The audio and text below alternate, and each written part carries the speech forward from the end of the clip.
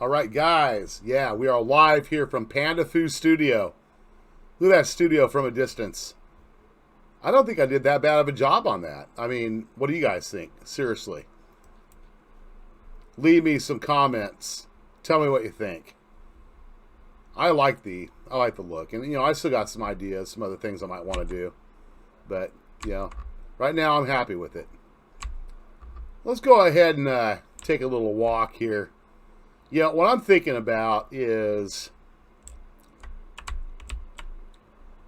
wouldn't it be nice if we could somehow get extra prims for the land that we already have? Okay. Now, we already know that you can buy, certain size land for X amount of dollars per month, regardless if you have membership or not. Of course, we already know that membership gives you a 1024 square meter plot of land, and you got 351 prims with that plot of land. But now, if you buy land over and above that 1024, you pay a monthly land tier fee based on the size of land that you own over and above your membership land. But wouldn't it be nice if we could, instead of having to buy other land, because honestly that defeats the purpose. If you already have a plot of land and it's like, damn, I really want 50 more prims to make this area of land look the way I want it to look. Now, I realize there could be some technical challenges with this. You have a certain, or I should say, the actual regions that they have probably can only handle so many prims per section of land, which explains why, hey, based on the size of your land, you're allowed so many prims. But we do know for a fact that in the past, they upgraded the amount of prims that we were allowed on our land. So what this tells me is they have not updated their servers. Okay, this is a very old game. And yeah, there's a lot of aspects that are very outdated on the game. And if they were to invest a little more money, which I am more than sure they have, to allow us, the consumer, the people that keep them in business, and give us that option to purchase more prims for the land we already own, that would be extremely ideal. I mean, seriously, it really would. I'm not sure how hard of a situation they would have in doing that. I'm sure that would also require them to have to upgrade, depending on the region, of course.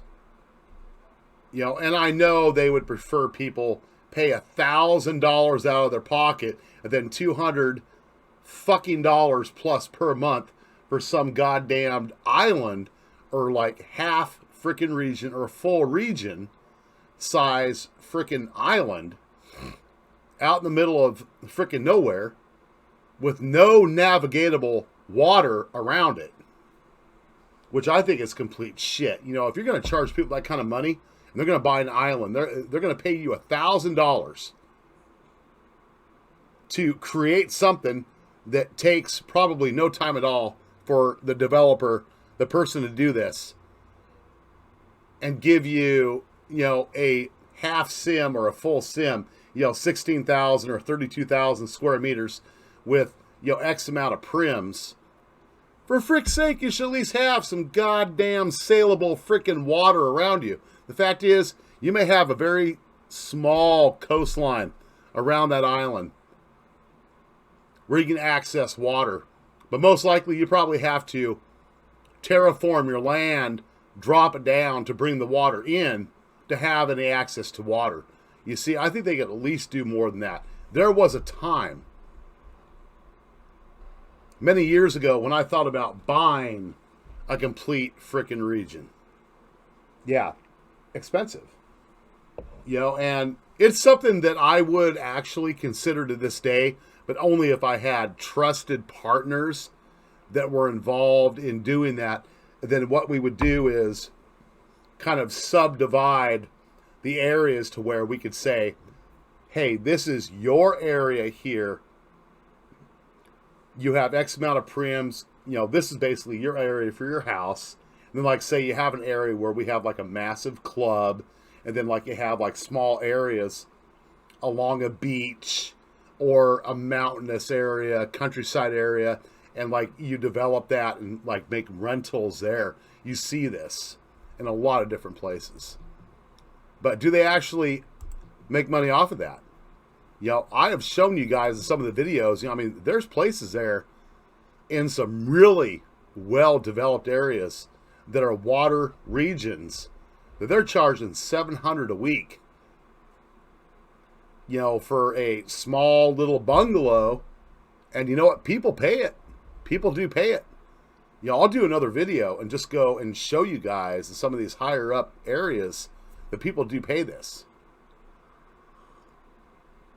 But keep in mind, Second Life right now only has, 38,000 to, 40,000 plus active players at any one time. And that's, not in just one country. That's contingent on numbers from across the world, okay?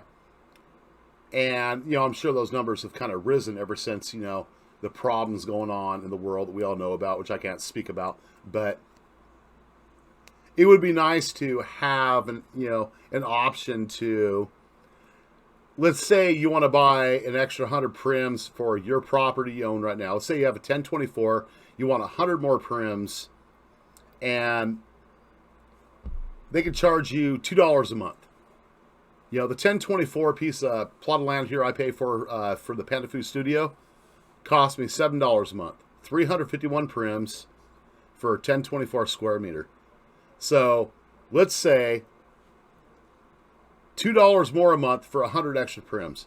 If I had 100 extra prims here on this property I could use, I could complete it with non-scripted items to finish decorating the property or the premises. And I don't see how that's going to be a load on the server for this particular region by itself. But granted, you can't control what every individual does. But I do understand where they may be coming from. But I think there is more they could do considering the age of the game, how dated the game is. And a lot of people would be more inclined to spend more time in the game and do more, creativity-wise, if they had more prims to play with on the land they get. A person does not want to buy one section of land and get basically cock-blocked because I'm out of prims. You have to account for the fact that if you have other people come on your land, they do have certain clothing or things about themselves that may require prim usage to be on your land. This is especially true in clubs and other, the bigger venues that you do see. So, something to keep in mind there. I don't know. Drop me some of your thoughts in the comments about that. If you've ever heard of something like that, because, to this day, yeah, there might be something in the forums about it. I haven't actually looked. It's just something that's kind of crossed my mind recently. But yeah, hey, I hope you guys are all keeping healthy.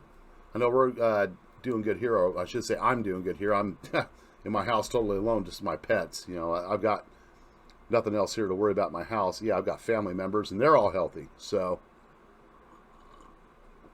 yeah, but leave a like and subscribe, or a dislike if you want to just bitch and complain. I get some people that do that. It's rare.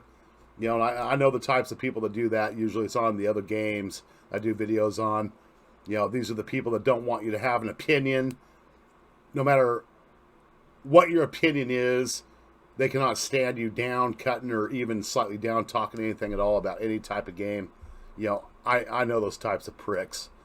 Believe me, I've gamed with them, and been more than aware of them for more years than, you know, probably some people have even barely gotten out of diapers since I was gaming. So, anyways, guys, yep, that's Panda's thoughts. We'll be back with you, you know, with another Road Tour series or a destination series or something else. I thought about doing some adult series, putting those on my Patreon when I do it, because I can't post those here on YouTube, obviously, but Patreon's a different story.